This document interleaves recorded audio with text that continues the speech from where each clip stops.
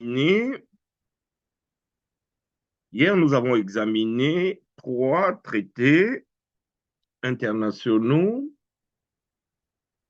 conclus lors du sommet de Janeiro, Rio de Janeiro, au Brésil, en 1972. 3 traités. Le premier traité était relatif, c'était la Convention cadre sur les changements climatiques, donc un traité sur les changements climatiques, et sur lequel nous nous sommes largement étendus. Le second traité était relatif à la biodiversité. Vous voyez, ces thématiques sont quasiment inséparables. Protection de la biodiversité, changement climatique. C'est au cœur même des discussions sur l'environnement et le climat. Et puis, on a ajouté un troisième traité qui touche plutôt à l'Afrique, la Convention contre la sécheresse. Alors, nous nous sommes dit que Rio de Janeiro a été très riche. Riche en production normative. Et donc, on a 3 traités contraignants et puis on a 3 instruments non contraignants que nous allons voir tout de suite. Alors, donc, il s'agit de la déclaration de Rio, il s'agit de la déclaration sur les forêts et puis l'agenda 21 qui est comme le plan d'action dans la mise en œuvre de toutes les recommandations, tout le travail qui a été fait à Rio de Janeiro. Alors donc, la déclaration va justement dans le sens même de ce sommet, à savoir concilier environnement et développement.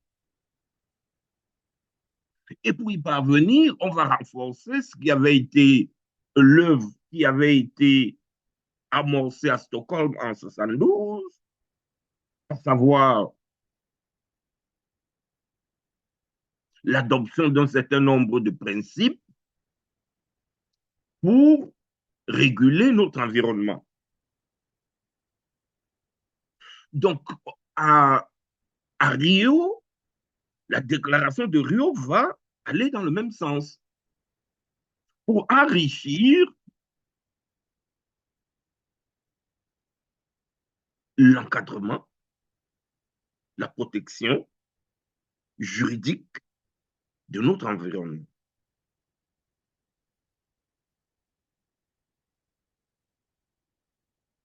Donc, voilà, elle va faire un lien, elle va réaffirmer la déclaration de la conférence des Nations Unies sur l'environnement adoptée à Stockholm le 16 juin 72 et cherchant à en assurer le prolongement. Donc, on est vraiment dans la suite des choses.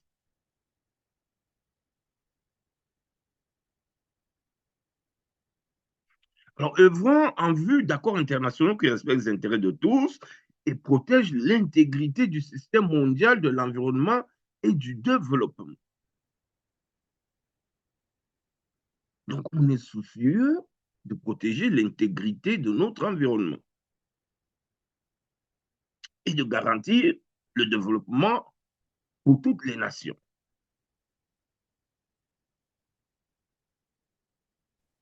Reconnaissant que la Terre, foyer de l'humanité, notre maison commune, la Terre.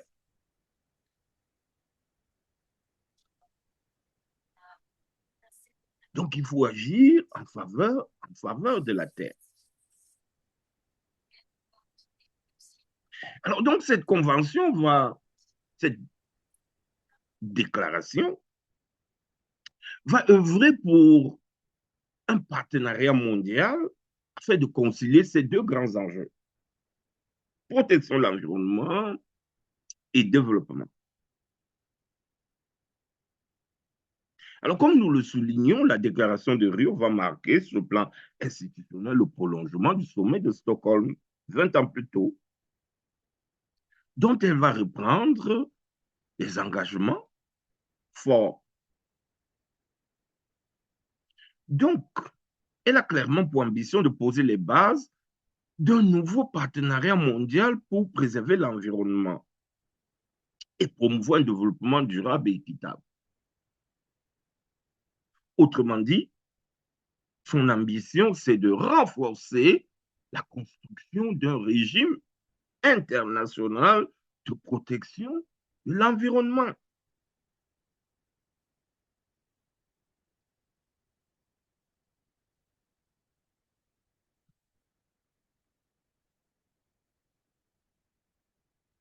Alors, deux grandes préoccupations étaient soulevées, la détérioration de l'environnement, ce qui n'est pas nouveau, elle avait déjà été posée à Stockholm,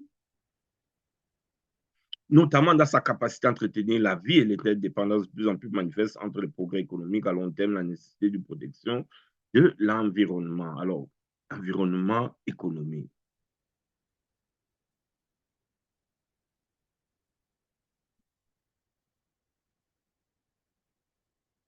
Et le développement durable qui apparaît comme le résultat du croisement entre environnement et développement.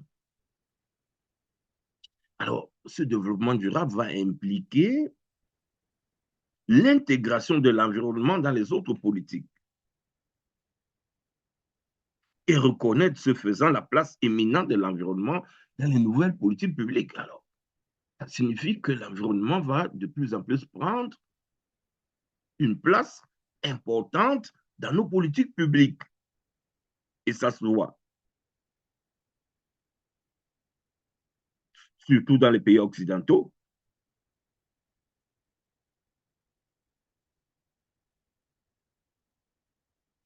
Alors donc, le principe d'intégration de l'environnement devra se combiner avec celui du développement pour prendre en compte les besoins, les aspirations des générations actuelles, mais aussi des générations futures.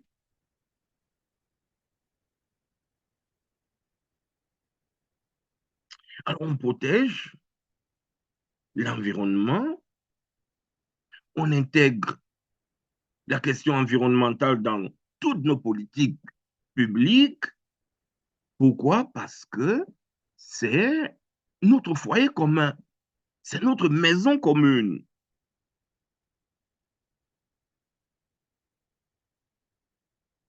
Et donc, on va s'en préoccuper dans tout ce que nous faisons.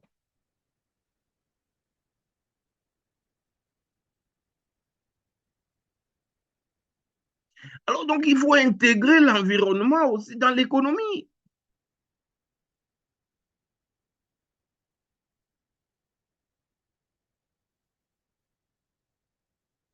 Alors, je parlais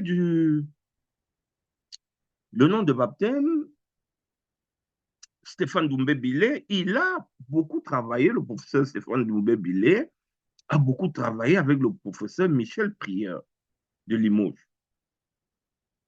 Michel Prieur est à Limoges, je crois qu'il y est encore. Stéphane Doumbé-Billet, lui, il était à Lyon.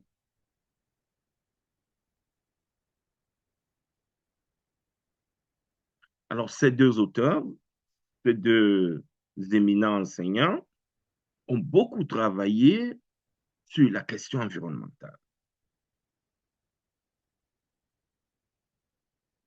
Alors, pour le professeur Michel Prieur, le concept de développement durable vise à réconcilier les divergences entre les pays industrialisés du Nord et les pays en développement du Sud sur le rôle de l'environnement dans ses relations avec le développement économique.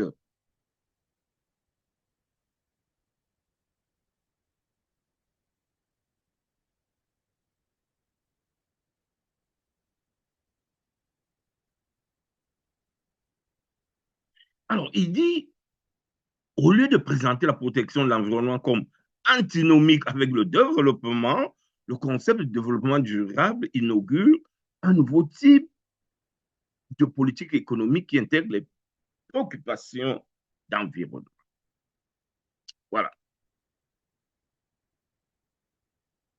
Et le professeur Michel Prieur, c'est un ardent défenseur de la protection de l'environnement. Il a proposé, et je crois que ça a été adopté, le principe de la non-régression. C'est-à-dire qu'en matière de protection de l'environnement, les États ne doivent pas aller à reculons, faire marche arrière. Ils doivent aller de progrès en progrès. Donc, le retour en arrière en matière de protection de l'environnement est inacceptable. Et ça vient des travaux de Michel Prieur.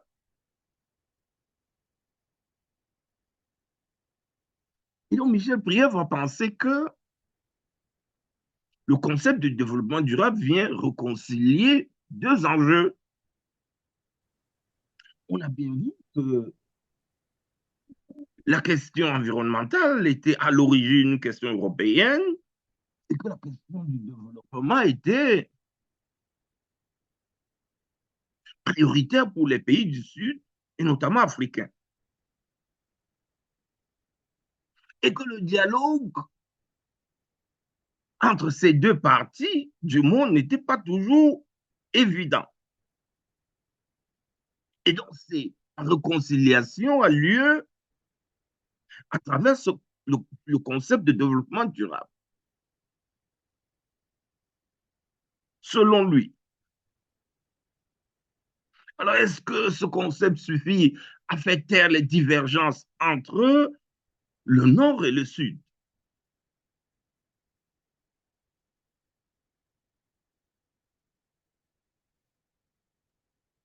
Quoi qu'il en soit, le concept de développement durable, donc, va inaugurer un nouveau type de politique économique.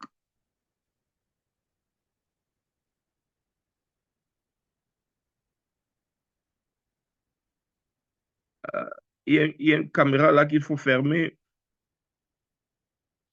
Maître Blaise, fermez votre caméra, s'il vous plaît.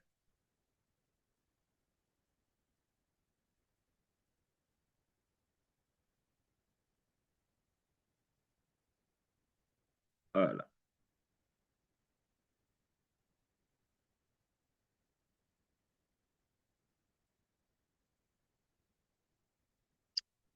Bien.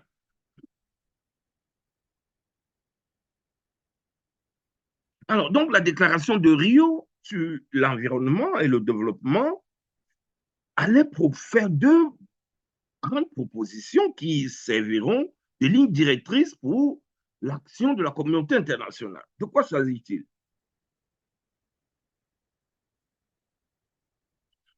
Alors, ces propositions vont ressortir des principes 3 et 4 notamment. Le droit de développement doit être réalisé de façon à satisfaire équitablement les besoins relatifs au développement et à l'environnement des générations présentes et futures. Deuxièmement, pour parvenir à un développement durable, la protection de l'environnement doit faire partie intégrante du processus de développement et ne peut être considérée isolément. Vous voyez, une forte pénétration de l'environnement dans les politiques publiques. Et ça se traduit donc par un principe.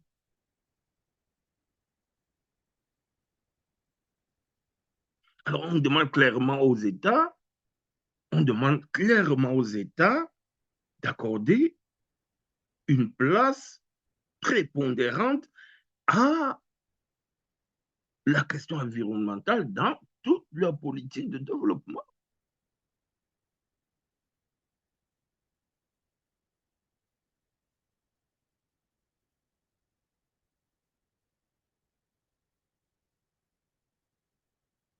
Alors, bonne ou mauvaise chose? Assurément une bonne chose. Mais toute la question est peut-être au niveau du financement, mais sur les principes, c'est certainement une bonne chose.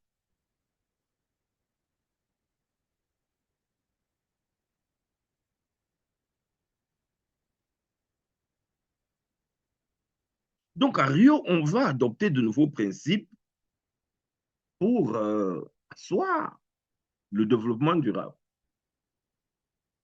Il a été conçu, comme on l'a vu avec le rapport Brundtland. Maintenant, il est question de lui donner, de le consacrer, de lui donner des bases légales, une base légale.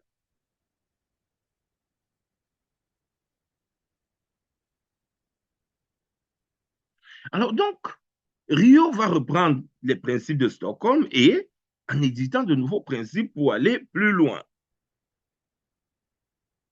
À titre d'exemple, les êtres humains sont au centre des préoccupations relatives au développement durable.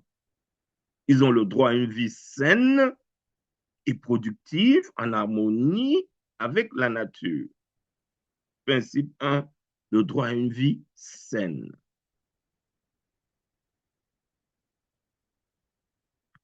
Les États ont le droit souverain d'exploiter leurs propres ressources, mais de ne pas causer de dommages à l'environnement. Voyez-vous?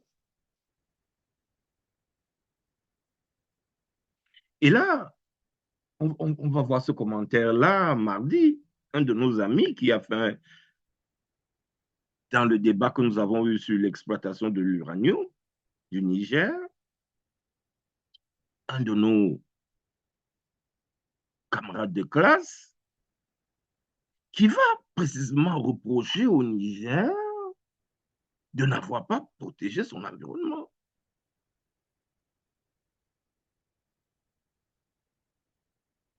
Alors, le Niger peut exploiter son uranium souverainement, c'est ce qu'il dit, mais a le devoir de ne pas causer de dommages à l'environnement, de protéger l'environnement. Et donc, il va reprocher au Niger de n'avoir pas protégé l'environnement.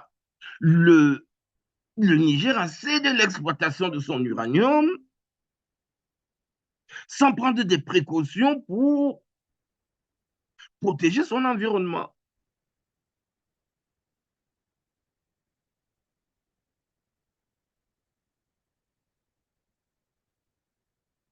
Les États et tous les peuples doivent coopérer à la tâche essentielle de l'élimination de la pauvreté, qui constitue une condition indispensable du développement durable.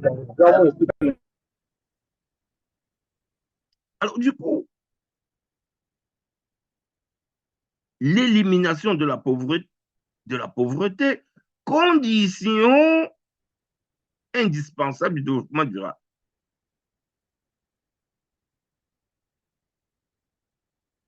Alors, ça nous amène à réfléchir sur l'état du développement durable en Afrique, alors que la pauvreté persiste, alors que la pauvreté n'est pas éliminée. Alors, la traduction, ce serait que on a encore du chemin pour réaliser le développement durable sur le continent.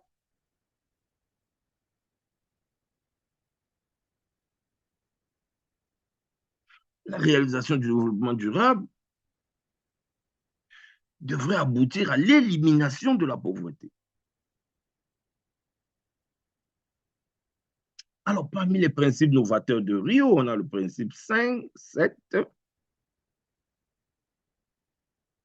Alors, sur la question de la pauvreté, ça fait partie du principe 5, l'élimination de la pauvreté.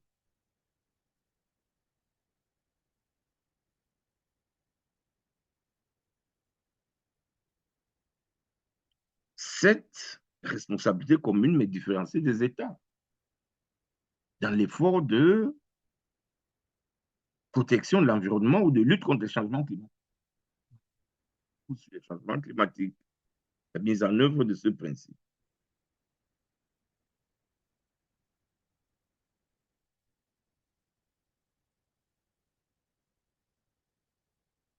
Alors, l'idée, très rapidement, l'idée,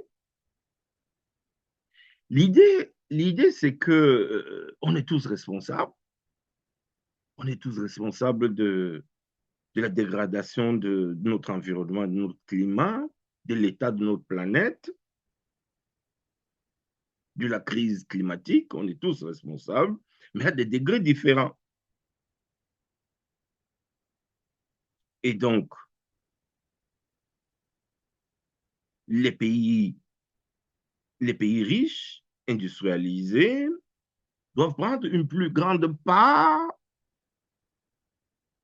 dans la recherche des solutions, dans la lutte contre contre ce fléau. Et puis, les pays, les pays pauvres doivent aussi se joindre à la lutte, mais selon leur capacité.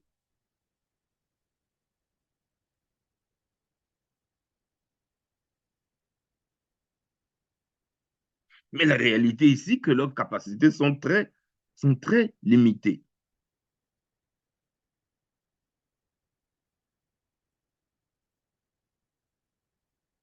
Donc, la responsabilité commune des États est celle qui incombe à tous de protéger l'environnement parce que l'intérêt commun de l'humanité le commande.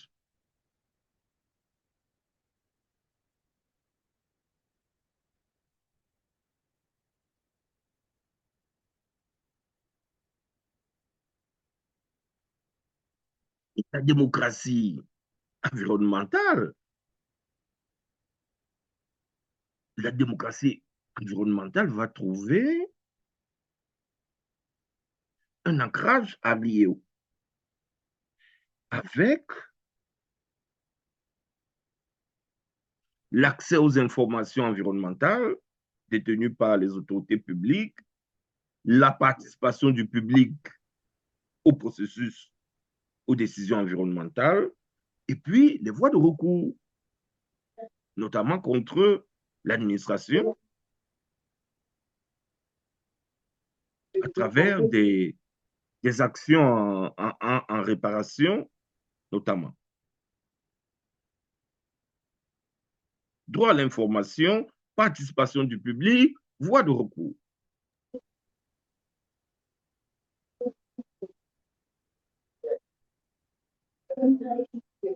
Alors, il y a de nouveaux principes qui vont aussi voir le jour, comme le principe de précaution. En cas de risque grave ou irréversible, l'absence de certitude scientifique,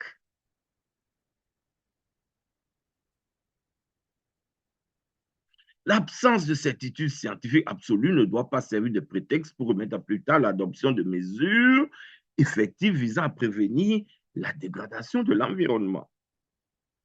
L'anticipation, la précaution. Alors, on sait que dans le domaine environnemental ou climatique, euh, la... il y a beaucoup d'incertitudes. Il y a des certitudes, mais beaucoup d'incertitudes aussi. Et donc, les incertitudes scientifiques ne doivent pas empêcher les dirigeants d'agir pour protéger l'environnement. Alors, ce principe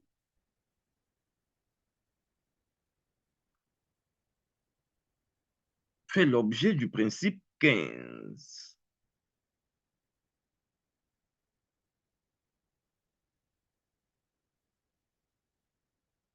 Le principe pollueur-payeur. Alors, donc, simplement, celui qui est à l'origine de la pollution paye. Et je l'ai mis ici. Il y a eu une marée, je crois, dans le golfe du Mexique, aux États-Unis. Un pétrolier qui s'est renversé, là, a causé de graves dommages environnementaux. Et puis, Barack Obama était présent à l'époque. Il a dit, BP, c'est BP, je crois British Petroleum. BP must pay. Ben, celui qui a pollué doit payer.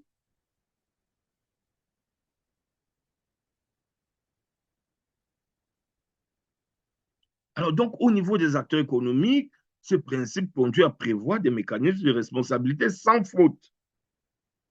Donc, le seul fait d'avoir pollué fait d'être l'obligation de payer, d'indemniser, de réparer.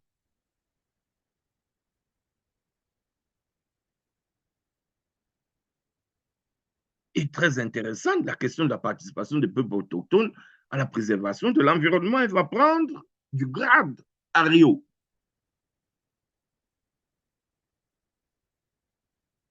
Et n'oublions pas que on a beaucoup d'autochtones au, au Brésil. C'est un foyer très important, un foyer mondial important dans la lutte menée par les autochtones.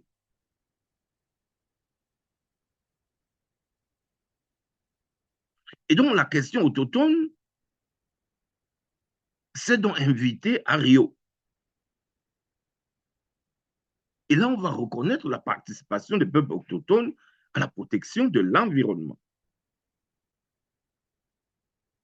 Alors, le mode de vie et les moyens d'existence des peuples autochtones, leur rapport au milieu naturel peuvent apprendre beaucoup sur la préservation des ressources naturelles, provisionnement, production d'aliments de manière durable et sur la vie en harmonie avec la nature.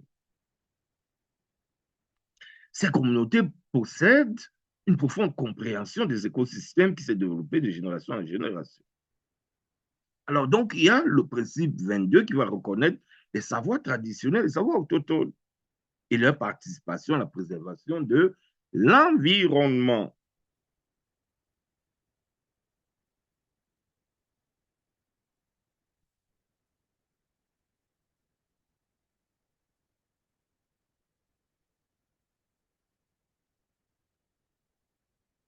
Est-ce qu'il y a une question sur la déclaration de Rio?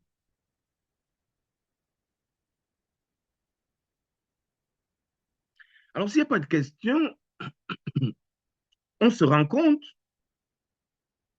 effectivement que Rio vient renforcer Stockholm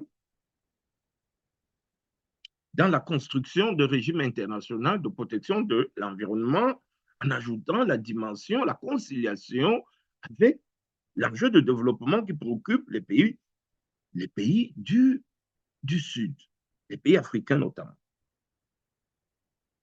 Donc, à Rio, on ne peut pas parler de climat, d'environnement sans parler des forêts et sans parler de la RDC, du bon, bref, des forêts du bassin du Congo. Nous avons engagé la discussion dans le cadre de la Convention sur la désertification, la lutte contre la désertification. Alors, mais à Rio, on va néanmoins trouver un consensus au sujet des forêts. Un chapitre sur les forêts, une déclaration spécifique sur les forêts. Alors, je l'ai appelé la Charte mondiale des forêts. Alors, il s'agit d'un compromis auquel la communauté internationale est parvenue entre les objectifs des pays du Nord de plus en plus préoccupés par les fonctions écologiques et sociales des forêts, le développement socio-économique des populations dont se préoccupent les pays en développement. Donc, la durabilité de la gestion des forêts est donc au cœur des discussions internationales interminables.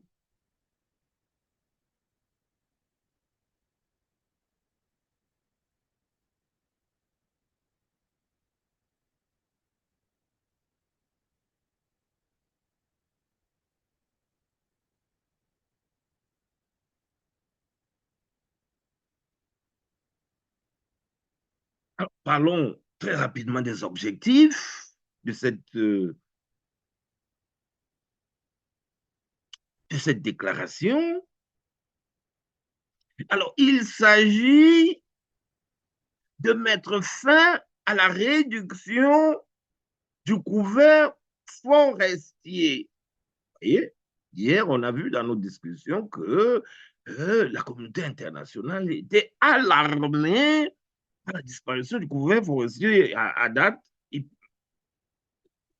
Le problème se situerait à quand on aurait perdu 40% du couvert forestier.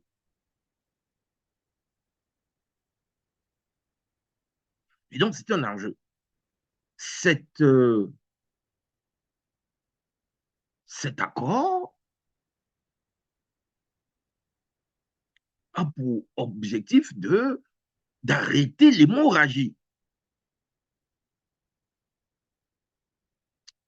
Alors, cette entente vise aussi à renforcer les avantages économiques, sociaux et écologiques dérivés des forêts, y compris en améliorant les moyens de subsistance des populations tributaires des forêts. Bref, on essaie de concilier les intérêts de tout le monde, les intérêts des États, les intérêts des multinationales forestières, les intérêts écologiques et puis les intérêts des autochtones. Voilà.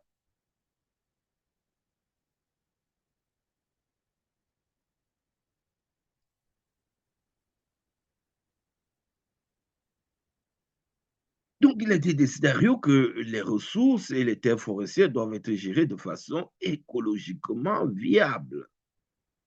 Voilà.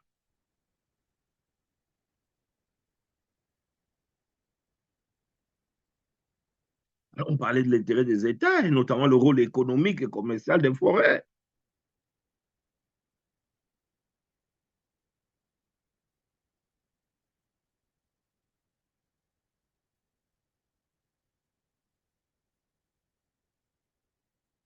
Et on l'a dit tantôt, sur la contribution des peuples autochtones à la protection de l'environnement, et ça revient en ce qui concerne les forêts. Il faudrait leur donner plus de place, les impliquer à la gestion des forêts et utiliser les savoirs traditionnels, savoirs autochtones pour la conservation des forêts.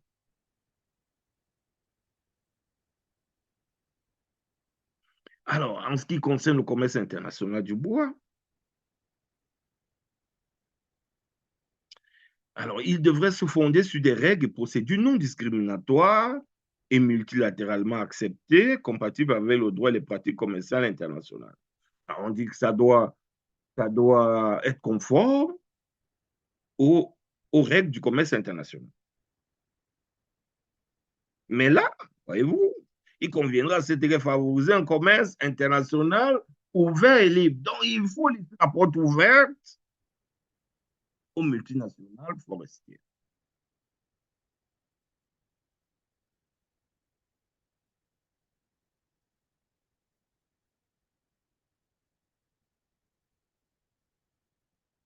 Alors, l'équité dans le commerce international des produits forestiers est désormais la règle.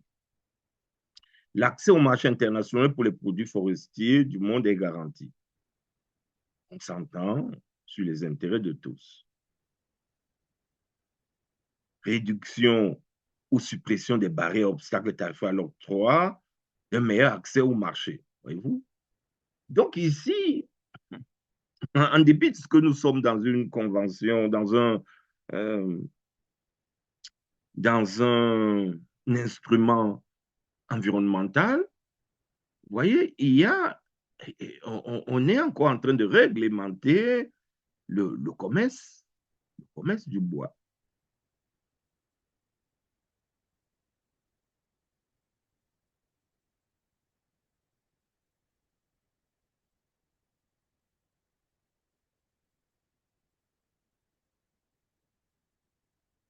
Donc, un meilleur accès au marché, les meilleurs prix, la valeur ajoutée, la transformation locale,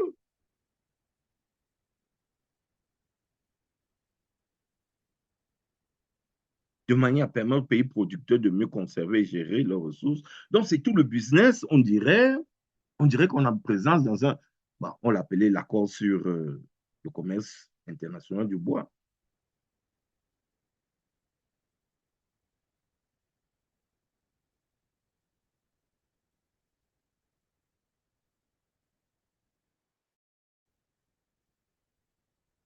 Question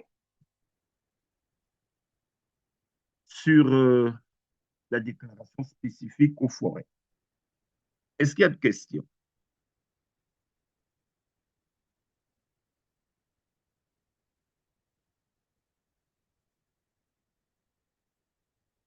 Alors, maintenant, le troisième élément, c'est l'agenda 21. L'agenda 21 qui est le plan d'action, au fond, le plan d'action des Nations Unies pour mettre en œuvre le développement durable dans le monde. Alors, il est intéressant que pour mettre en œuvre le développement durable, les Nations Unies vont se doter des ODD, des objectifs de développement durable. Alors, notre agenda 21, le plan stratégique de mise en œuvre du développement durable, va compter 40 chapitres.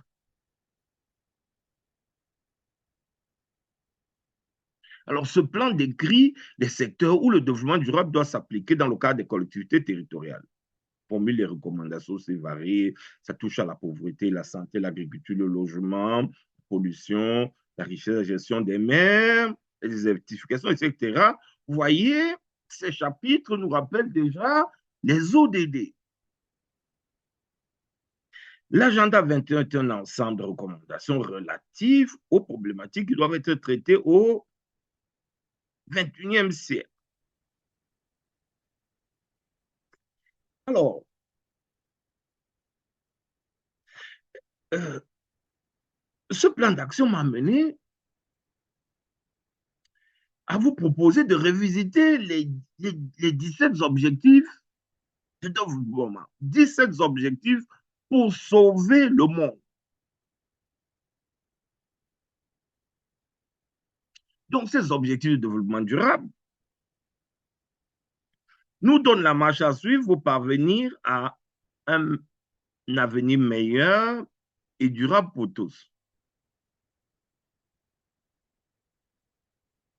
Bien. De mon point de vue, je commence à voir le divorce, c'est à partir des objectifs de développement durable que moi, je commence à voir le divorce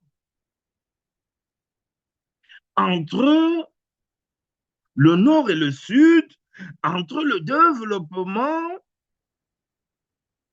et l'environnement. Alors, le sentiment que j'ai, c'est que l'ONU va adopter, vous voyez, lorsqu'on revisite les rencontres internationales et les résultats obtenus, jusqu'à Rio, la communauté internationale essaie de marcher ensemble. Et puis, en 2015, on va adopter ces 17 ODD. À qui s'adressent ces objectifs?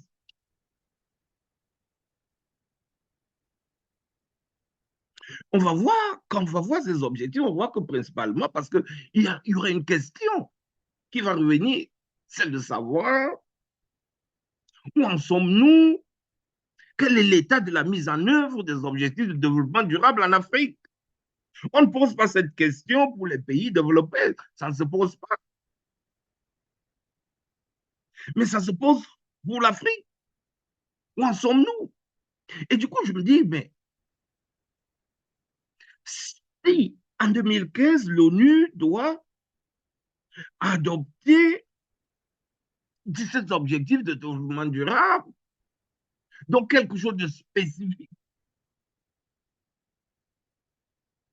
en relation avec la question de développement, donc pour les pays du Sud, alors ça veut dire que les discussions internationales ou la conciliation entre développement et environnement commence à choper. Donc, il y a comme un régime dérogatoire qu'on va élaborer au profit pour soulager la question du développement. Et on va observer que par la suite des négociations internationales seront plutôt en direction du climat. Environnement, climat. Et que pour les pays en développement, voilà un peu le cadre juridique qu'on a conçu pour eux. Et pour le reste, on va évoluer avec l'environnement et le climat. Donc, ça commence à se dessiner en 2015 avec ces objectifs.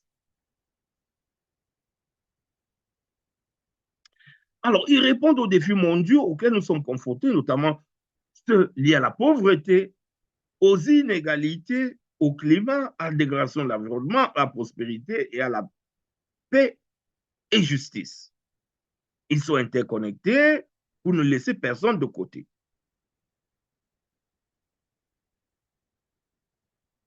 Alors, objectif numéro un, élimination de la pauvreté.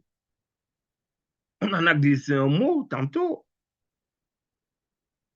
et on s'est dit que l'élimination de la pauvreté était une condition indispensable. On l'a lu dans l'un des principes de Rio, était dans la déclaration de Rio, était une condition indispensable de réalisation du développement durable. Et donc, la persistance de la pauvreté sur le continent africain fait en sorte qu'on ne peut pas parler en l'état de développement durable en Afrique. Élimination de la pauvreté, élimination de la faim, garantir une vie saine et promouvoir le bien-être de tous, garantir l'accès de tous à une éducation de qualité, sur un pied d'égalité, promouvoir la possibilité d'apprentissage, parvenir à l'égalité des sexes, garantir l'accès de tous à l'eau, garantir l'accès de tous à des services énergétiques, promouvoir une croissance économique soutenue, bâtir des infrastructures résilientes, réduire les inégalités dans des pays. Au total, 17 objectifs de développement.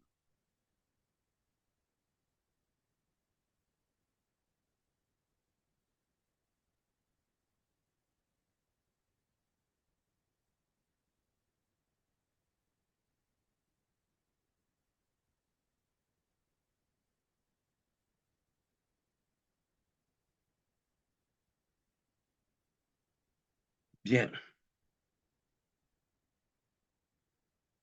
Alors, donc, l'ONU souhaite que chacun prenne la responsabilité du développement durable de la société agisse en faveur de l'objectif universel d'élimination de la pauvreté sous toutes ses formes. Donc, des objectifs de développement africain.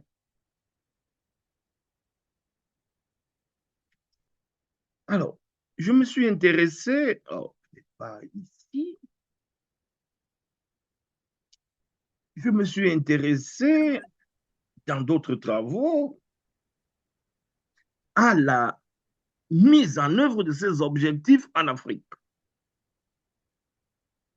Dans chacun des chapitres, chacun de ces objectifs, il était question d'évaluer à quel niveau on est rendu par rapport à la mise en œuvre de ces objectifs, d'autant plus qu'il y a une échéance qui est de 2030. On est à 4 ans de l'échéance. Où en est-on rendu? On peut faire ensemble l'exercice. On peut rapidement faire l'exercice sur 1, 2, 3 objectifs.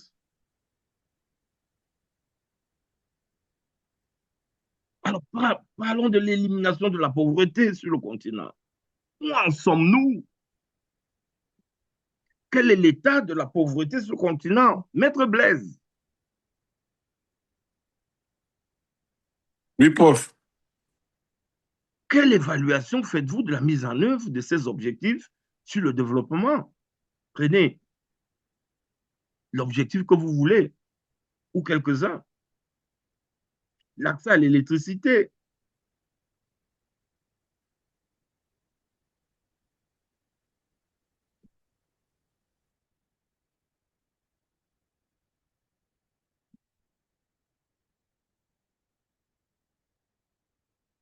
L'objectif numéro un, l'élimination de la pauvreté. On aura zéro pauvreté en Afrique dans 4 ans, en 2030. Réaliste.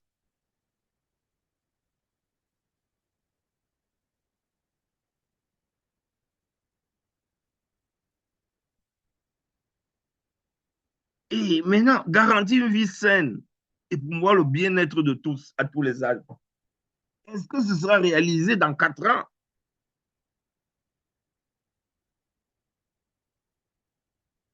On a peut-être fait des progrès dans l'égalité des sexes et l'autonomie des femmes. Elles sont de plus en plus autonomes.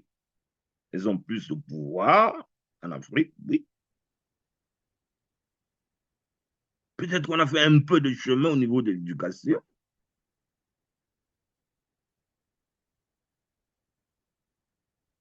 Mais chez moi, à Yaoundé, il n'y a pas d'eau. Même dans la capitale, j'ai vu, ils ont signé un accord il y a peut-être 2, 3, 4 jours là. J'ai vu sur Internet, ils ont signé un accord de 1 milliard, beaucoup de milliards, 100 quelque chose de milliards. Ils ont signé un accord de 100 quelque chose de milliards pour, je crois, où c'est assainir l'eau ou quelque chose comme ça à Yaoundé. À Yaoundé. Alors, et je me suis demandé que, mais donc, leur accord là, ce n'est que pour Yaoundé et le reste du Cameroun. Yaoundé, il y a le président Yaoundé, il y a le gouvernement Yaoundé, il y a les ministres, il y a du bonbon à Yaoundé et le reste du Cameroun. Donc, parce qu'en ce moment, Yaoundé, il n'y a pas d'eau. La capitale, la capitale politique du Cameroun, il n'y a pas d'eau. Il y a des coins au Cameroun où, je vous assure, les populations boivent l'eau. Oh, c'est pas... J'ai dit que c'est inimaginable. À l'extrême nord du Cameroun.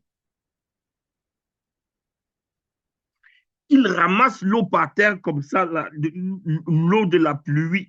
Oh. Avec toutes les maladies, les impuretés, tout. C'est ce que les populations boivent là-bas. Et quand je discute souvent avec mes compatriotes, je leur dis que je ne comprends pas pourquoi.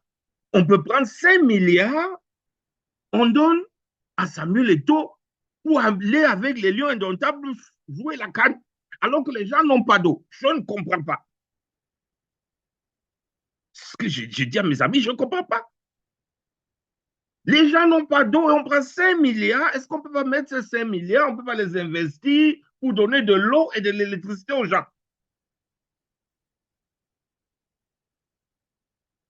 L'eau, il n'y a pas d'eau depuis l'indépendance, il n'y a pas d'eau. 60 ans. Mais l'argent du football ne manque pas. Comment ça?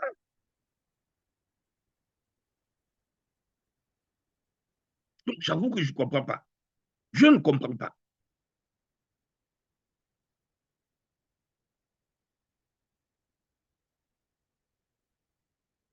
Alors, rien de surprenant que dans la capitale politique, il n'y ait pas d'eau.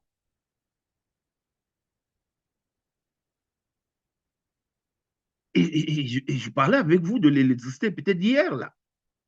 Et je me demandais comment on peut tenir un programme comme le nôtre dans un pays où il n'y a pas d'électricité.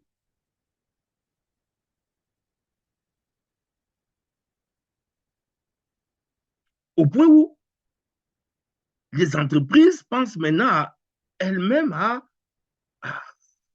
payer leur centrale électrique à coût de milliards parce qu'elles ont au moins les moyens. Bien.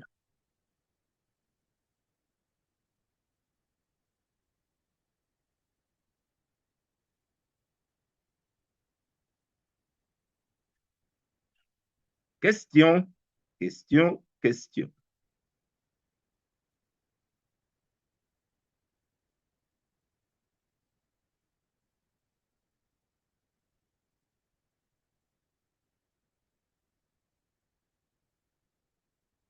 Est-ce qu'il y a de questions?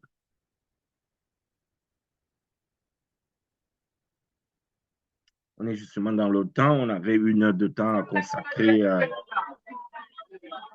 heure de temps à consacrer à Rio. Jusque là, non, professeur. Donc, vous me paraissez très limpide. Donc, il n'y a pas de questions jusque-là. D'accord. Alors, pas de questions. On continue notre chemin. Alors, on est parti de Stockholm en 72. On a fait un arrêt au siège des Nations Unies en 85 avec la commission Brundtland et son rapport de 87. Et on a repris notre avion pour nous rendre au Brésil, à Rio de Janeiro. Et nous rentrons cette fois-là en Afrique, après avoir passé je ne sais combien d'années à l'étranger. On rentre en Afrique et précisément à Johannesburg. On va faire le bilan.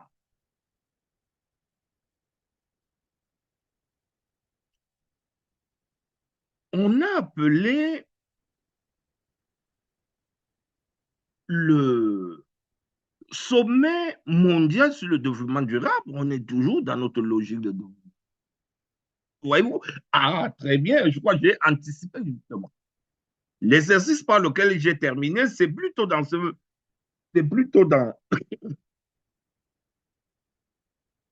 c'est plutôt dans cet élément-ci que j'ai refait l'exercice.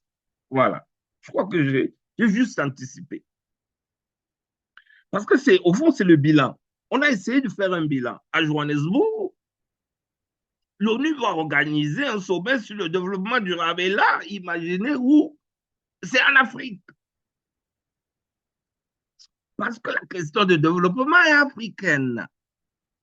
Et on choisit d'organiser la rencontre en terre africaine. Et voyez-vous, compte tenu, j'ai parlé tantôt de divorce. J'ai parlé qu'on commençait à sentir le divorce avec les ODD. Et ce sommet va marquer, ce sommet bilan sur la mise en œuvre du développement durable va constater le divorce de ces 2 enjeux. Et donc, l'échec de la conciliation environnement-développement.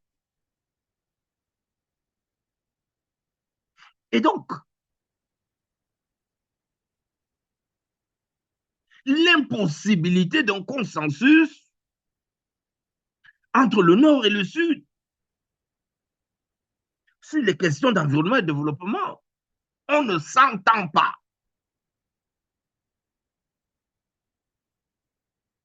L'Afrique ne s'entend pas avec l'Europe, les Occidentaux, sur les questions de développement et de protection de l'environnement. L'environnement, il n'y a pas d'entente. Et c'est ce qu'on va constater à Johannesburg. Et justement, à ce sommet, je crois qu'il y a certains pays industrialisés là qui vont pas venir. Ils vont bouder le sommet.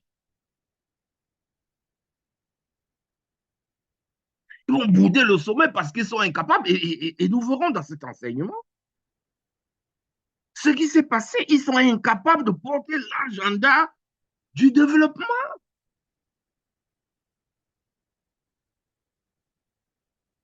Et Maître Blaise hier, quand il a fait son commandé sur l'île, donc leur engagement sur l'enjeu de développement est hypocrite. Et le jour où il faut faire le bilan, il dit.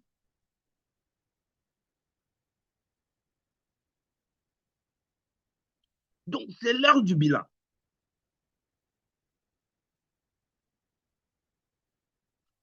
Donc, un bilan mi-figue, mi-raisin, mi-chien, mi-loup.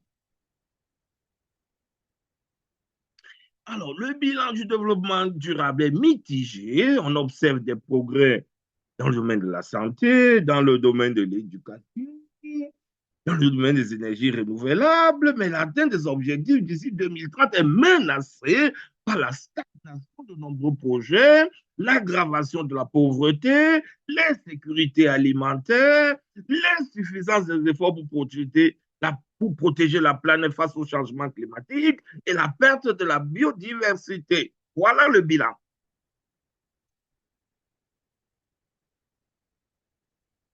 Voilà le bilan de toutes ces rencontres internationales depuis Stockholm.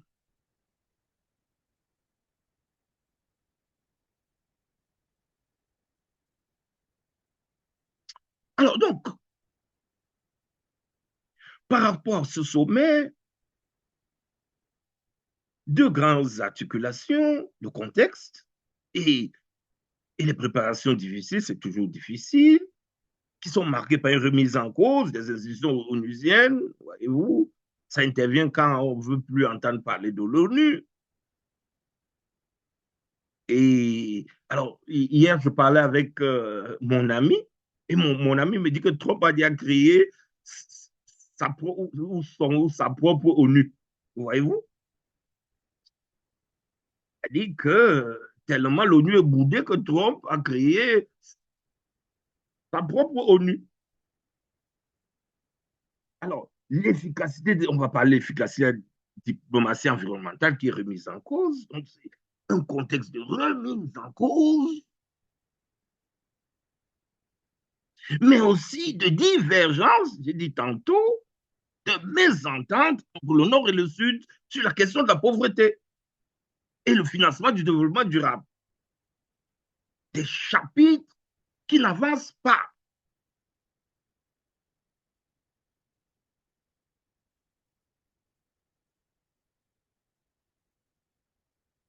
Le discours est hypocrite. On ne veut pas financer l'Afrique. Donc, revendication persistante des pays du Sud africains, refus obstiné des pays du Nord. On ne donne rien.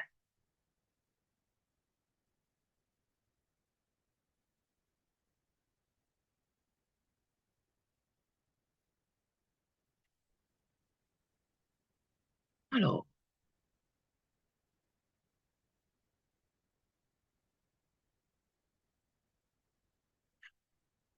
le sommet de Johannesburg s'est tenu dans un contexte international caractérisé par des tensions nord-sud sur des questions globales complexes. L'enjeu du financement du développement durable allait faire apparaître des initiatives de type 2 portées par les entreprises transnationales. Ouais, ouais. Les tensions entre le Nord et le Sud sur le financement du développement.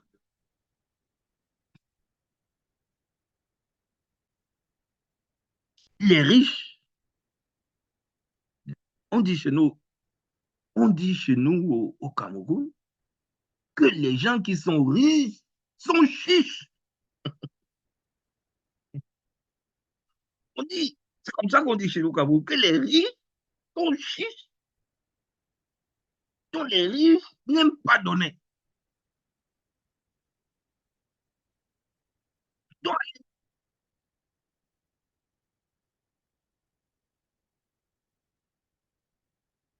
à l'échelle individuelle, c'est ce qu'on constate dans notre pays, le Cameroun, je ne sais pas ce qu'il en est dans vos pays, mais on voit que ce que nous constatons là, on va le retrouver dans les rapports avec les nations riches. Les individus riches n'aiment pas donner, les pays riches n'aiment pas non plus donner. Et donc, comme ils n'aiment pas donner, ils vont développer d'autres initiatives de financement en convoquant les entreprises, les multinationales. Voilà. Donc, au fond, les, les pays, ces pays riches, vont écarter du problème. Ils vont pousser en avant les entreprises.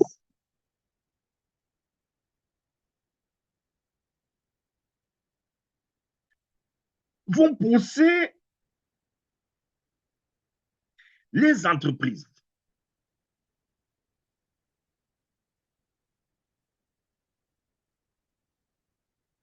Les multinationales. Voyez-vous? Donc maintenant, dans leur stratégie-là, les multinationales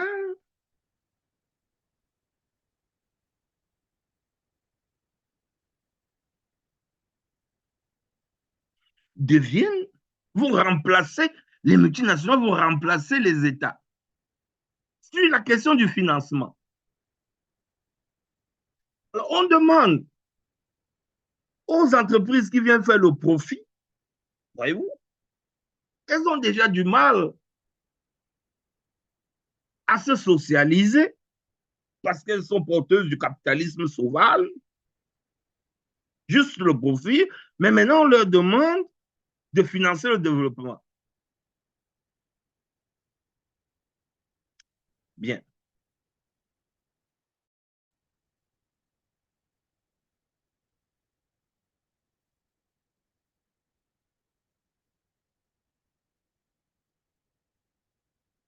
On leur demande donc de financer le développement.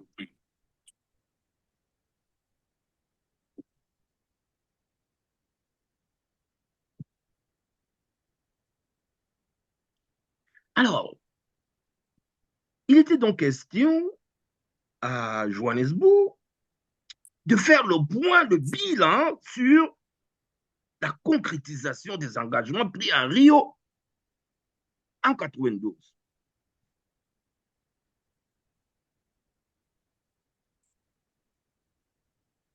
Alors, les participants à ce sommet ont réaffirmé leur engagement collectif en faveur du développement durable de manière à rendre la société mondiale plus humaine, plus secourable et plus respectueuse de la vie. Des très beaux discours.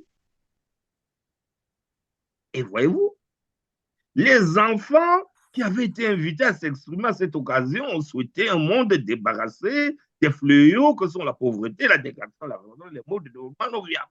Lorsqu'on va étudier la déclaration de Nairobi sur le climat, on va voir aussi, cette, cette, cette image, cette représentation, les enfants et les femmes qui sont appelés à parler. Ce qui est très rare en Afrique. Bien. Alors, ces négociations interviennent dans un contexte généralisé de remise en cause des institutions onusiennes.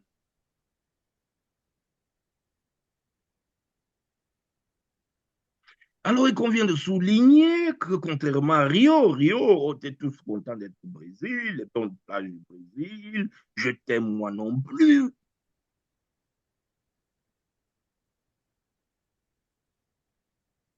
Donc, à Rio, c'était un peu ça, la bunga bunga.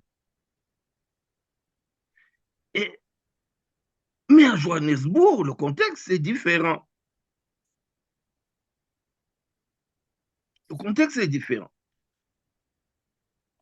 Profonde remise en cause des institutions internationales, l'ONU, des SOA, le Conseil de sécurité des Nations Unies, vraiment, ce n'est plus efficace, etc.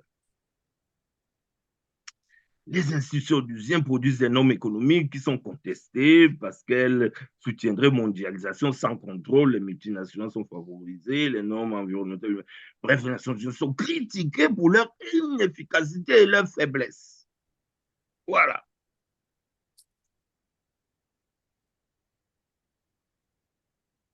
On sait que c'est les Nations Unies qui sont à la manette, c'est elles qui organisent toutes ces rencontres-là, c'est elles qui pilotent, qui chapeautent tout ça. Mais ça intervient dans un contexte où on ne veut plus sentir les Nations Unies, où les Nations Unies sont critiquées de toutes parts. Et ce jour-là, en assemblée plénière, le président français Jacques Chirac, pour marquer le climat de mésentente généralisée, va déclarer: notre maison brûle et nous regardons ailleurs. La terre brûle et chacun regarde de son côté.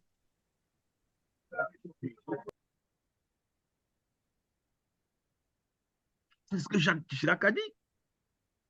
Et cette phrase illustre à elle seule le climat des négociations. Voit l'échec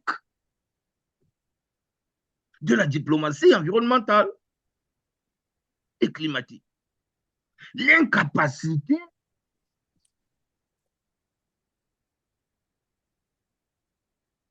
pour le monde entier de s'entendre pour sauver notre maison commune.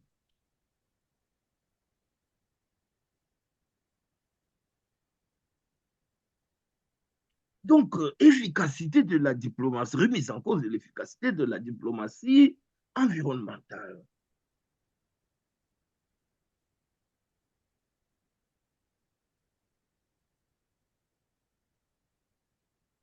Alors, les divergences entre l'Afrique et l'Occident portent sur, d'une part, la mise en œuvre du développement durable et d'autre part, le financement du développement.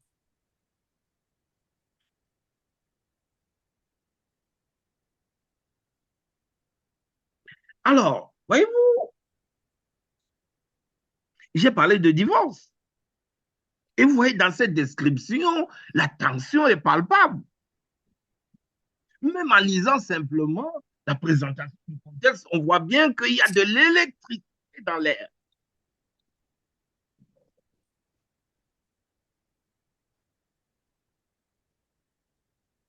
Avec des revendications persistantes des pays africains.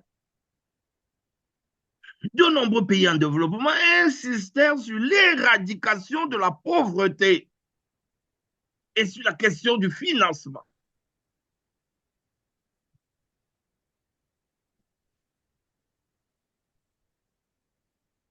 La plupart des pays du Sud, dans leurs revendications de croissance, ont réclamé l'accès au marché des pays du Nord.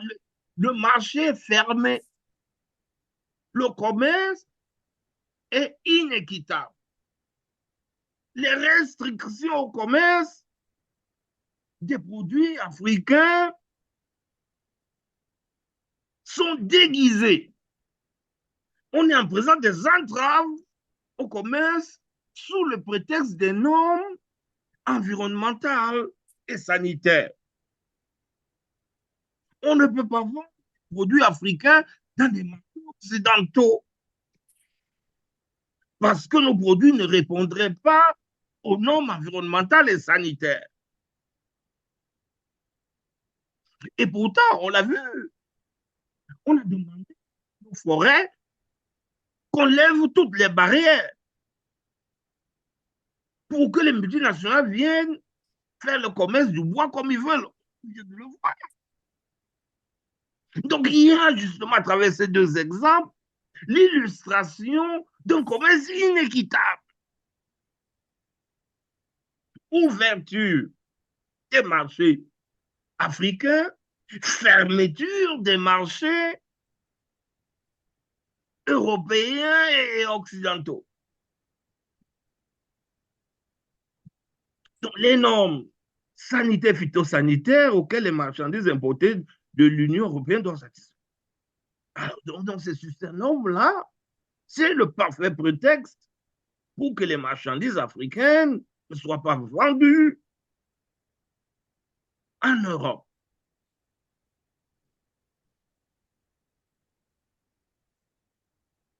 Alors, l'Union européenne,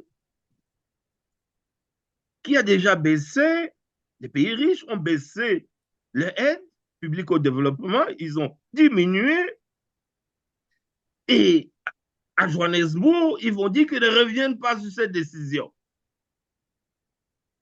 Et sur la question du commerce inéquitable entre l'Afrique et l'Occident, l'Union européenne va répondre que ce n'est pas le lieu de renégocier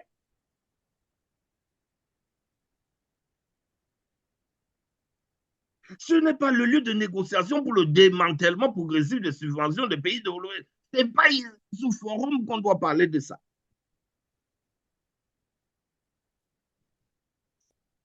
Et à Johannesburg, les pays riches industrialisés vont demander aux pays africains de respecter les droits de l'homme, de lutter contre la corruption.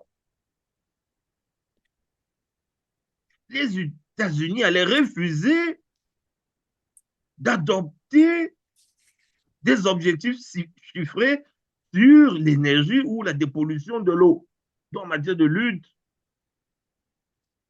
de donner des chiffres, de s'engager avec des chiffres.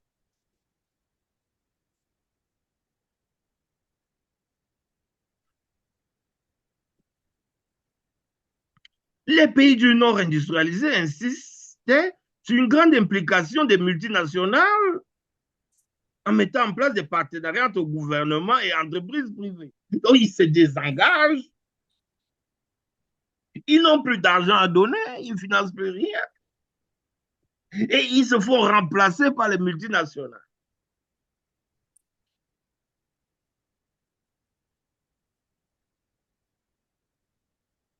Alors, du point de vue des représentants des pays du Sud et de nombreuses ONG, l'attitude des États-Unis et de l'Union européenne témoignait de leur volonté de défendre uniquement les intérêts de leur multinationales au détriment des intérêts de la planète.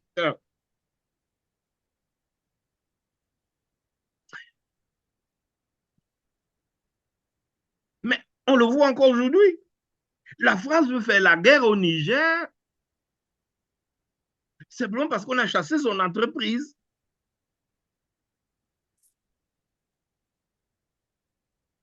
Elle est prête à faire la guerre parce qu'on a chassé son entreprise.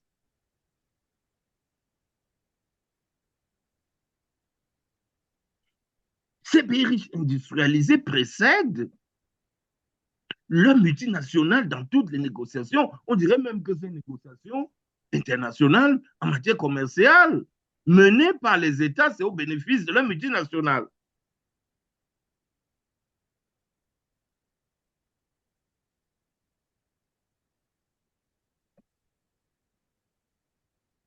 Donc, on voit clairement,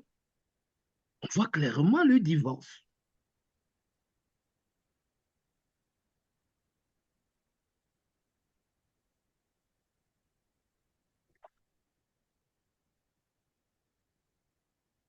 Alors, néanmoins, la rencontre va déboucher sur une déclaration. Alors, dans la déclaration de Johannesburg, on va dire, nous estimons que l'élimination de la pauvreté, la personne au mode de consommation et production, ainsi que la production viable des stocks de ressources naturelles nécessaires au développement économique et social sont des objectifs primordiaux de développement durable et sont aussi des conditions préalables. Donc, on va rappeler ce qui est important pour les nations africaines.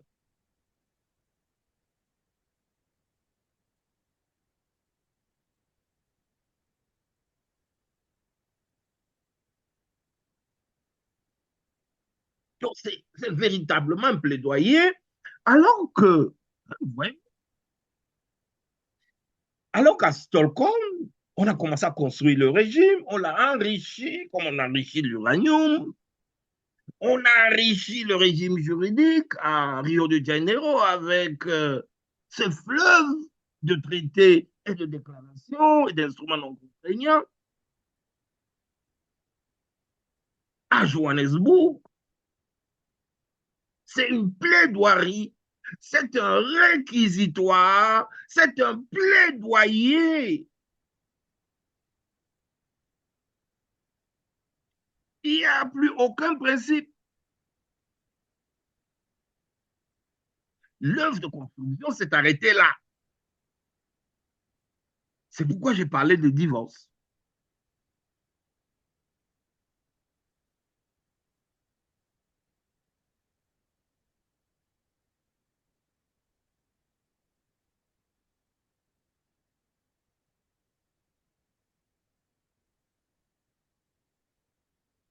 Le clivage, donc les récriminations.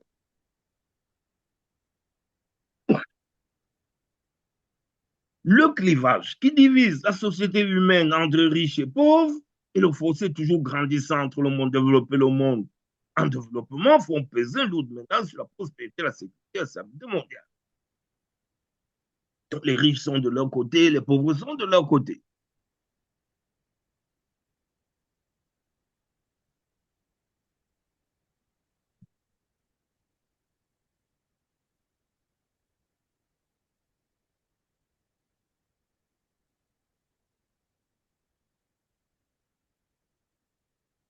Alors, maintenant, parlons du bilan, justement. Je vous ai dit que j'avais anticipé parce que je parlais en réfléchissant, mais heureusement que c'est une suite logique. Donc, parlons du bilan parce que c'était le sommet bilan. Bilan de la mise en œuvre des objectifs de développement durable. Alors, le bilan comptable montre que les progrès sont insuffisants et inégaux avec seulement 17% d'objectifs sur la bonne voie. Selon le rapport 2024 des Nations Unies. Les Nations Unies eux-mêmes, il faut le suivi. Ils ont fait le bilan. Et ils ont communiqué le bilan. 17% de réalisation. Même pas 25%. 50%, ce serait une victoire. On est à plan de l'échéance. Tout. Alors, on dirait que vous voulez construire votre maison, votre belle villa, parce que chez nous, en Afrique, on prend souvent beaucoup de temps pour construire la maison, on prend des années. On prend des années pour construire les maisons. Ici, quand ils veulent construire leur maison là, ils construisent leur maison en 2 mois, 3 mois. 2 mois, 3 mois, ils construisent leurs immeubles. C'est-à-dire, dès qu'on lance le chantier, là, c'est sans arrêt jusqu'à la livraison. Parce qu'il y a déjà l'argent, il y a naturellement le matériel, et puis il y a les entreprises spécialisées qui viennent faire la construction, qui travaillent 7 sur 7. En 3 mois, on a l'immeuble qui est livré. Propre. Bien. Alors, donc, vous voulez construire votre belle villa que vous méritez après 20 ans de dur travail. Il vous faut une demeure conçue pour vivre heureux. Et là, vous suivez votre chantier après 10 ans, peut-être que j'exagère, vous vous rendez compte que vous n'êtes qu'à 15% de réalisation de la villa que vous voulez. 15%.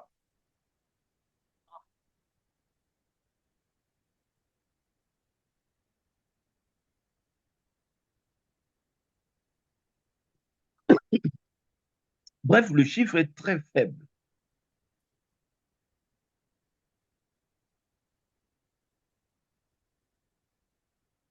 Alors, qu'est-ce que ce chiffre, la faiblesse de ce chiffre nous indique? Alors, il nous indique qu'on ne fait rien, rien n'est fait. Rien n'est fait. Rien n'est fait. Et généralement, si votre maison, votre propre maison là, la construction n'a pas évolué, c'est parce qu'il n'y avait pas d'argent. Soit vous avez donné l'argent et puis l'entrepreneur a disparu avec l'argent.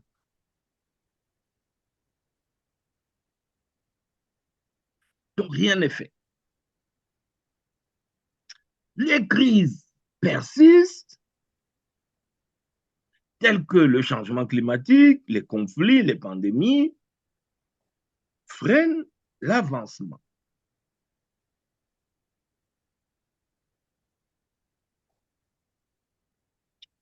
Donc, 17% d'objectifs sont sur la bonne voie, 48% sont en retard, 35% n'ont réalisé aucun progrès ou ont même régressé.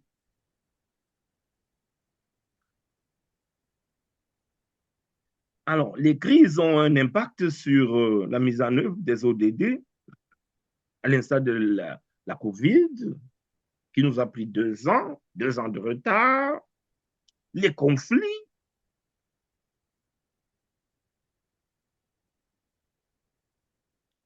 qui ont exacerbé et qui ont compromis les progrès.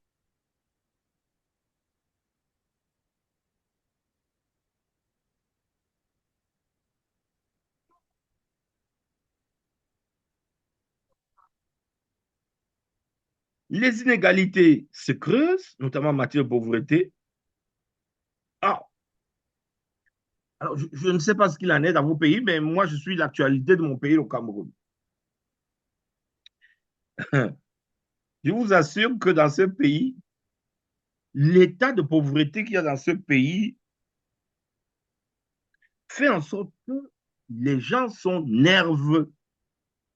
Pour un rien, au Cameroun aujourd'hui, pour un rien, des bagarres dégénèrent. Et la raison, c'est que les gens sont dépassés par la pauvreté.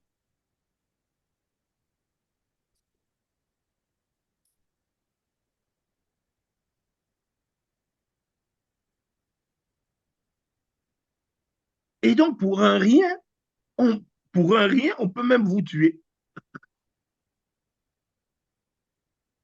L'état de pauvreté a développé dans mon pays, le Cameroun, une méchanceté pas possible. La jalousie, les empoisonnements.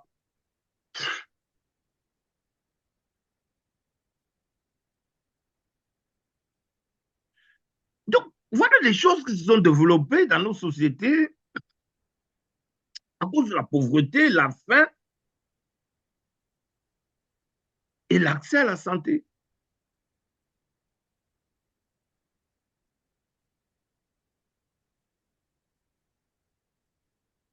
Alors, on a parlé de l'eau potable à Yaoundé, qui demeure un objectif lointain. Alors, on a peut-être trouvé 100 milliards pour Yaoundé, mais rien pour le reste du pays.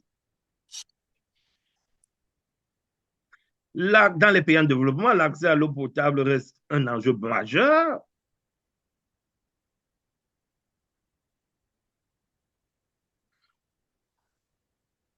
L'eau bien vitale, sans aucun doute, le plus précieux de notre planète, c'est elle qui engendre les plus criantes inégalités. Ainsi, pas moins de 630 millions de personnes n'ont pas d'accès à l'eau potable en Afrique. 320 millions de personnes sont sans eau potable.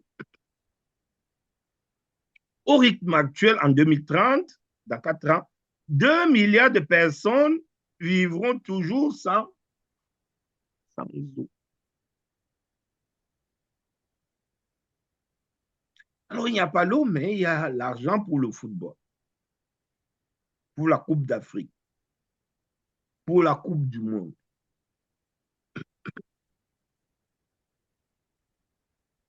Alors, l'accès à l'électricité demeure problématique en Afrique. L'accès à l'électricité reste un enjeu majeur en Afrique avec environ 600 millions de personnes sans accès fiable. Alors, les causes incluent les réseaux insuffisants, des infrastructures vieillissantes, le manque de financement contrastant avec les ressources renouvelables abondantes, mais non, mais sous-exploitées. C'est peut-être le cas en RDC. Des ressources hydroélectriques abondantes, mais sous-exploitées.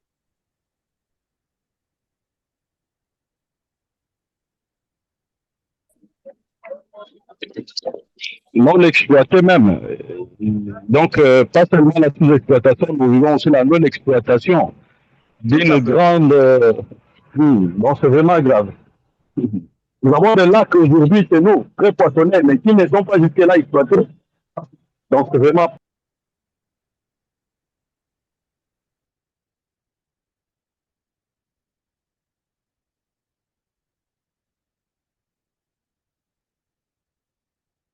L'éradication de la famine reste un objectif hors de portée en Afrique. Alors qu'on a de belles terres en Afrique.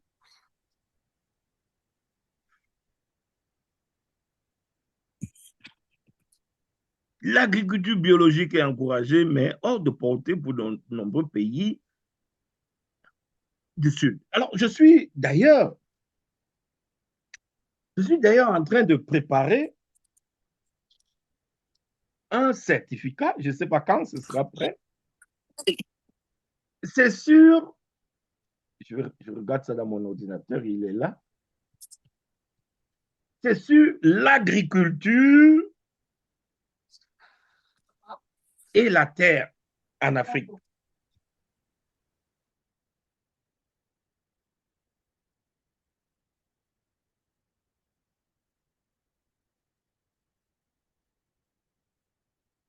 Parce que je suis convaincu qu'il y a un enjeu pour le continent africain, il y a un enjeu de modernisation de notre agriculture.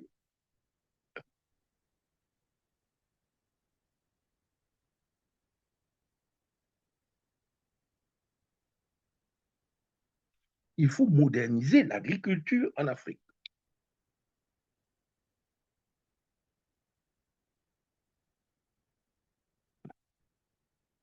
Donc, agriculture, sécurité alimentaire et foncier. 250 millions de personnes en Afrique souffrent de faim ou de malnutrition. Bon, j'ai un chiffre ici, dont plus de 22 millions RDC et au Soudan du Sud.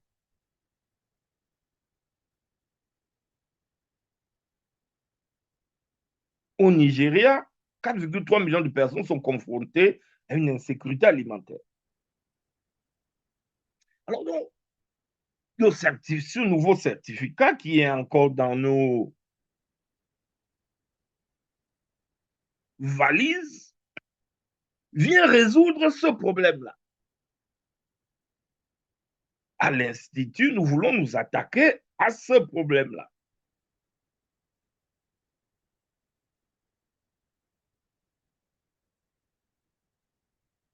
De sécurité alimentaire en Afrique.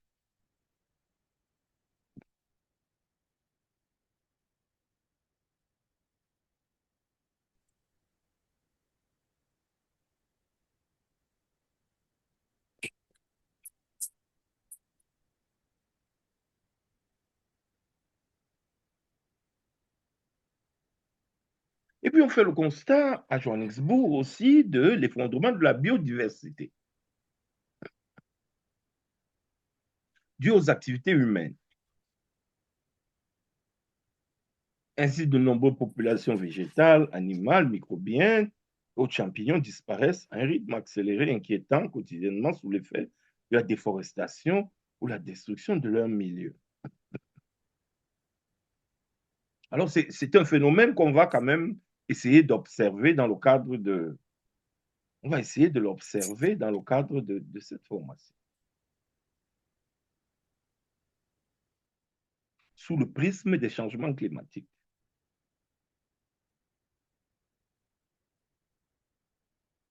Alors, on a parlé de la déforestation.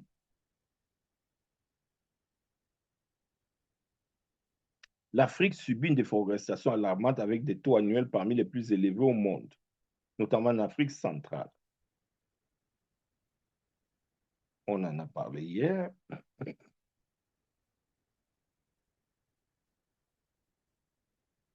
On a parlé aussi de la perte de la biodiversité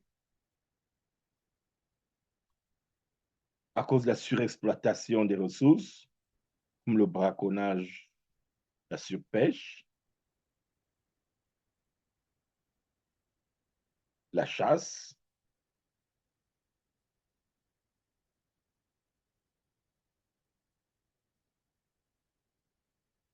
Et on retombe sur la pauvreté persistante. No comment. Alors, parlons, il nous reste quelques minutes, 20 minutes. Parlons de l'argent. Alors, dans ma tribu, je ne sais pas s'il y a un Camerounais dans la salle, mais s'il n'y a pas de Camerounais, ben, il y a peut-être certains qui connaissent les tribus camerounaises. Alors, ma tribu, le nom, c'est les Bamileke au Cameroun. Alors, les Bamileke, ce sont des gens qui sont très entreprenants. Ils sont très entreprenants. Et puis, donc, c'est des gens qui aiment l'argent. Alors, dans ma tribu, on va appeler l'argent un cap. Donc, chez nous, ils vont dire, affaire un cap, affaire très sérieuse. Donc, affaire d'argent, c'est affaire dans ma tribu. Donc, on va parler d'une affaire très sérieuse, l'argent. Le financement du développement durable en Afrique. Affaire sérieuse. Marquée par l'apparition des initiatives de type 2 et du désengagement progressif des pays riches.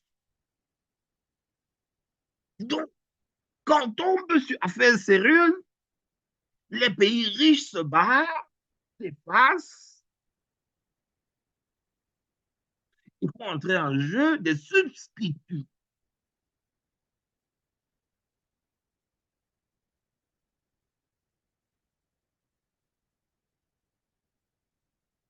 Disons ceci. Dans son communiqué du 6 juin 2002, le comité préparatoire du sommet, on est dans les préparations, de Johannesburg, soulignait, je cite, les délégations craignent un amenuisement des prérogatives gouvernementales au profit des multinationales. Mettons ça en jaune. Voyez-vous, une substitution de l'État par la multinationale. On change, l'un se retire au profit de l'autre. Et les organisateurs du sommet ont eu peur. Qu'est-ce que ça signifie? Mais depuis quand les multinationales, ce n'est pas leur vocation, financent le développement depuis quand?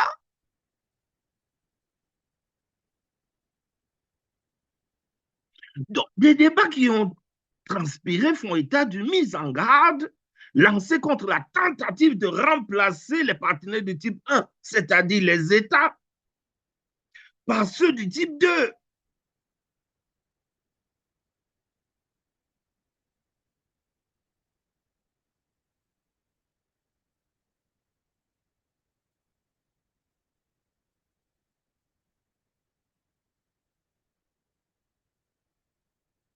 Voilà. Ce qui conduirait à une mise à l'écart des gouvernements et à l'aménagement de leurs prérogatives. Cette crainte était justifiée par la toute-puissance des multinationales qui dicteraient leurs lois.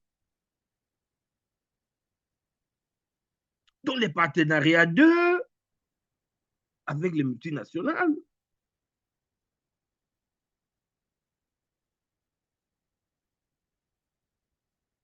Ont été jugés pertinents à condition qu'ils apportent une valeur ajoutée, des ressources supplémentaires pour financer le développement durable au partenariat de type 1 et qu'ils servent réellement les intérêts du développement durable. On dit, mais oui, au partenariat 2, mais en ajout. Ce n'est pas en remplaçant. Ils peuvent entrer dans les du financement aux côtés des États, mais non remplacer les États par les multinationales.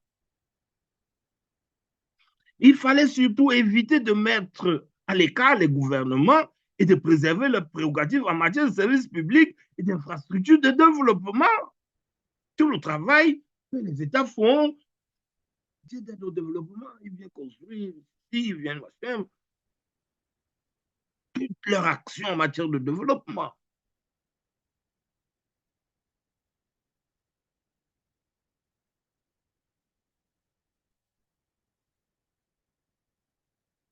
Alors donc, il y aura des critiques et des résistances sur le nouveau modèle de financement du développement durable qui est issu de la rencontre de Johannesburg.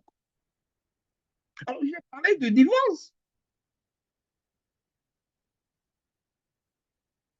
À partir de Johannesburg, les pays disent qu'ils n'ont plus rien à donner. Ils ne financent plus le développement.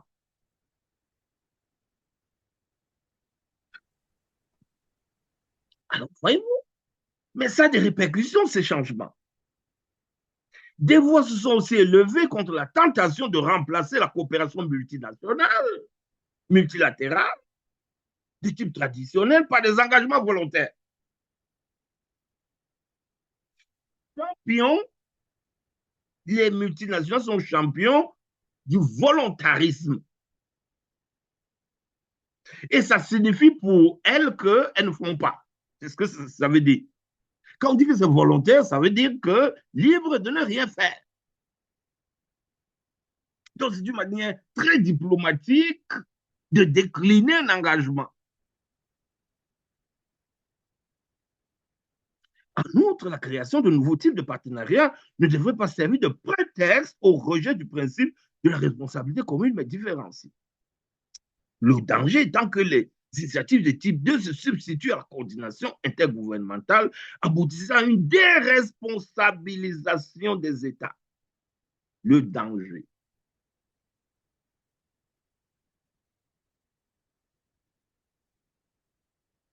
La solution retenue à Johannesburg fut l'implication croissante des acteurs privés dans la mise en œuvre du développement durable.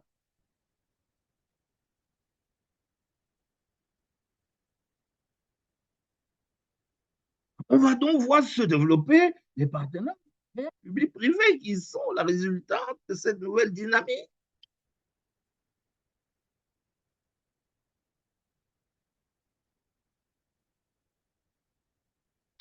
Or, on constate que la mobilisation de ces deux types de financement est difficile, particulièrement dans les pays en développement. L'épargne locale est faible, voire quasi des investissements directs étrangers.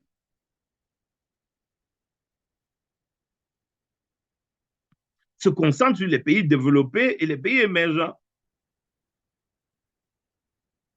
L'Afrique est un désert d'investissement.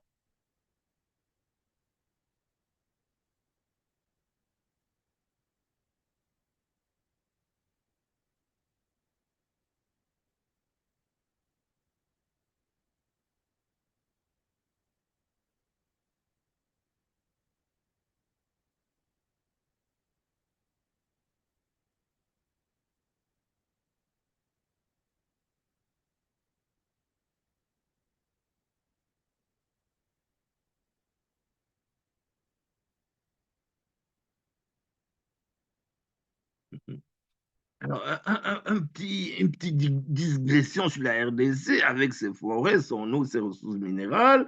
La RDC est un véritable pays solution à la crise climatique.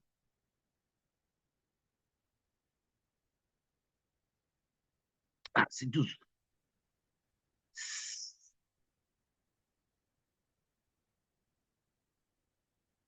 C'est tout ce qui s'est dit c'est tout ce qui s'est dit à Johannesburg. Alors maintenant, la faiblesse des résultats et l'absence de nouveaux engagements suffisent. La déclaration finale, vous avez vu que c'était qu'un plaidoyer. Il n'y a eu rien, aucun principe pour renforcer l'arsenal juridique existant. Rien, aucun principe. Des désaccords. Faiblesse des résultats au final et absence de nouveaux engagements chiffrés de la part des gouvernements. On ne s'engage sur rien. La déclaration finale du sommet n'a fait que reprendre la déclaration intérieure précédente. Il fallait écrire quelque chose. Le plan d'action, il fallait quand même sauver la face. On a écrit des choses là. On a élaboré un plan d'action, mais sans engagement chiffré. Oui. Les pays riches ont délégué à leurs multinationales la mise en œuvre du développement durable dans les pays du Sud.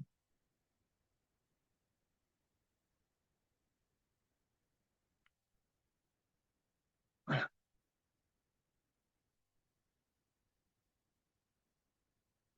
Les États ont choisi au statu quo sur la plupart des questions abordées à Johannesburg.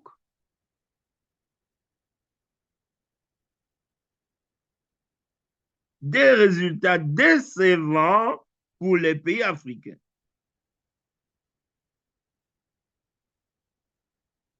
Rien. Conclusion. En clair, le sommet de Johannesburg a accouché d'une souris. C'est-à-dire qu'il a produit un résultat extrêmement décevant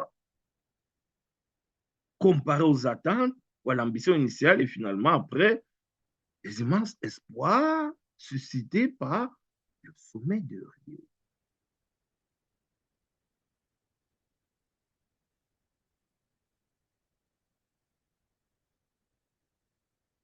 Voilà.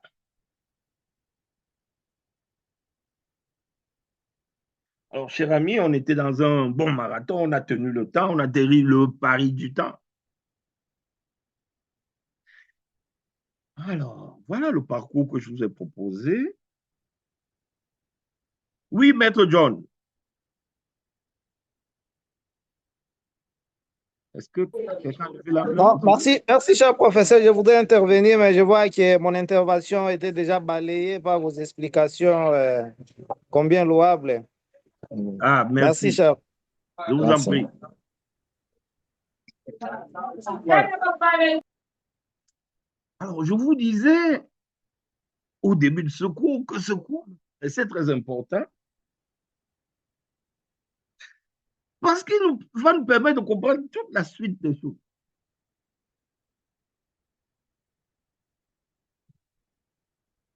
Et à partir de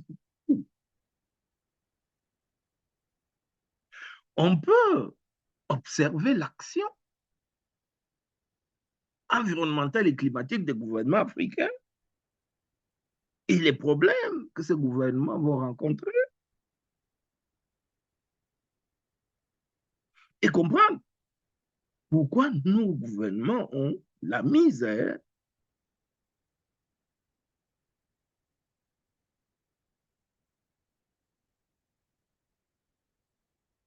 au plan environnemental et climatique.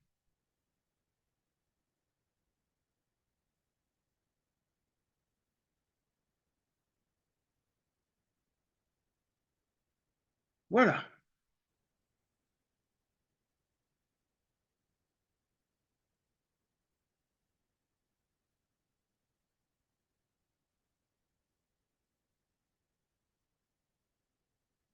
Alors, on nous avait appris, peut-être au secondaire, on nous avait défini l'histoire comme la connaissance du passé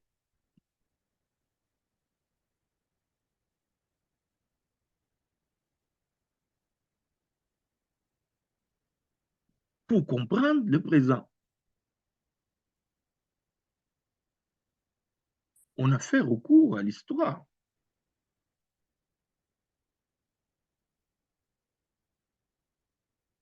pour être à mesure, pour avoir des outils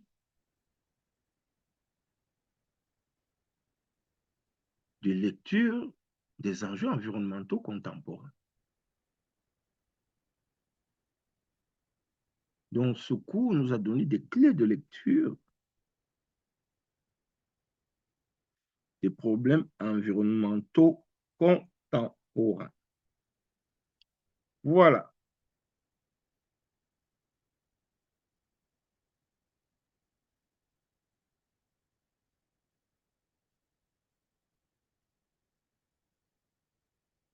Alors, Maître Blaise,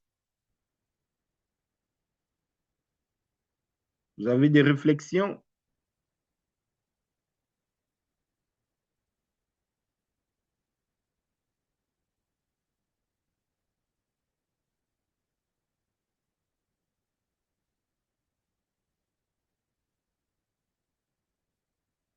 Alors, visiblement,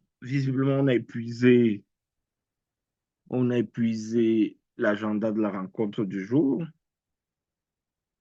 Ainsi prend enfin ce cours consacré à l'histoire de la diplomatie environnementale et du développement durable.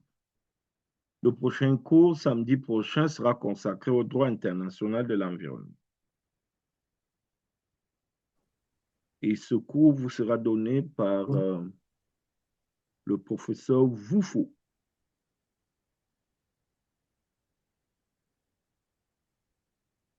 Et bien, merci, prof. Moi, je voulais faire un commentaire. Oui, allez-y.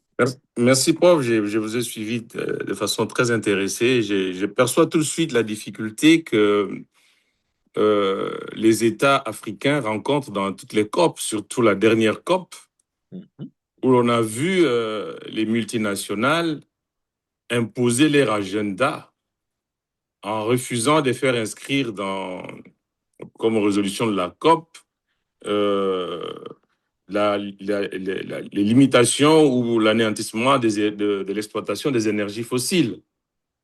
Parce que ça soit les engagements de type 1, même si on pourrait les associer les engagements de type 2 comme ajout, j'ai l'impression que les États sont tenus par les sociétés multinationales et à ne pas souscrire à certains engagements qui relèvent de leurs responsabilités. J'ai bien perçu, aimé votre concept lorsque vous dites c'est la déresponsabilisation des gouvernements en faveur des sociétés multinationales qui, elles, poursuivent euh, le capital et le profit. Et donc, pour nous, les sociétés ou les États africains, eh ben, écoutez, je me dis, c'est un développement durable sous procuration qu'on nous donne par les États occidentaux qui refusent totalement de financer le développement durable et ils veulent passer la main aux multinationales qui, elles, bloquent totalement aujourd'hui les nouveaux engagements qui puissent permettre à ce que nous puissions nous développer à un rythme peut-être pas très effréné comme les États occidentaux, mais quand même qui permettent à ce que nos populations puissent profiter de nos ressources naturelles. Voilà, moi, c'est ma lecture pour cette leçon d'aujourd'hui. Merci. Tout à fait. Et ça traduit un peu le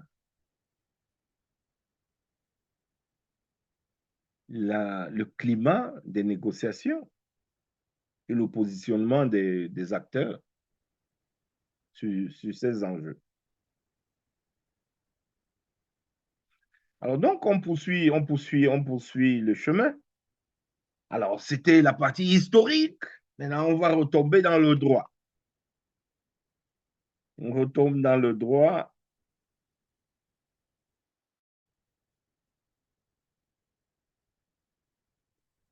Est-ce que je suis sorti? Oh.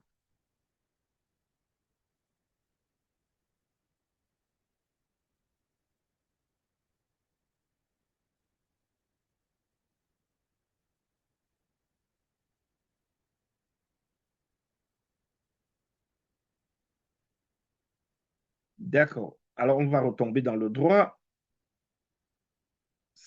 samedi prochain. Merci beaucoup, prof. C'est Merci. très enrichissant et c'est vraiment constructif, votre enseignement. Ça nous ouvre les clés des lectures, comme vous l'avez souligné. Merci vraiment énormément. Merci. Et bon dimanche et bon week-end à vous. Je vous en prie. Je crois que Merci. je vais vous envoyer, c'est vrai que ce n'est pas moi le professeur de... Le professeur va vous envoyer un support écrit. Généralement, il prépare un support écrit qu'il va envoyer. Mais en attendant, je vais fouiller quand même dans ma bibliothèque là, vous envoyer quelques petites lectures qui vont aider certainement à la préparation de ce cours. Exact. Merci, prof. Au revoir. OK. Je vous en prie. Merci Allez. pour vos enseignements costauds, prof. Merci. Et bon Au week-end à plaisir. vous. Merci. À Merci. bientôt dans le forum. Je vous en prie. Salut. Merci, professeur. Au revoir. Au revoir, maître. Ok. Au revoir, cher professeur. Merci. Salut. Au revoir, monsieur le professeur, en tout cas. Merci, grand merci, en tout cas. Merci, maître. Bonsoir, L'histoire est très passionnante comme discipline. Bonsoir, Exactement, professeur. exactement. Merci, maître Jeff. Bonsoir, professeur. Merci. Moi, Salut. je voulais juste passer un petit mot là où je viens de Manon au lithium. OK. Effectivement, ce que vous avez parlé aujourd'hui en complétant Maître Blaise, les multinationales ne sont pas prêts à être au rendez-vous de cette responsabilité dans l'écosystème, dans l'accomplissement de toutes leurs responsabilités. Mais bon, c'est décevant pour les États parce que j'ai trouvé un cas où cette société refusait carrément de payer les taxes qui revenaient à une province. Chose simple, mais bon. Déjà, pour ça, s'ils ne s'engagent pas, comment ils vont s'engager à d'autres responsabilités? C'est la question que je me pose aussi. Mais bon, en tout cas, c'est enrichissant l'enseignement. Nous continuerons à réfléchir pour comprendre nos responsabilités. Tout à fait. C'est une société qui vient exploiter les lithiums chez nous, mais qui ne respecte même pas les cahiers des charges. Allez-y comprendre quand est-ce que les États africains vont s'en sortir. C'était un peu ça. Merci, prof. Beaucoup et bon dimanche. Merci, conseiller. Merci beaucoup. Merci, professeur. Nous sommes vraiment édifiés. Merci, maître. Merci. On poursuit.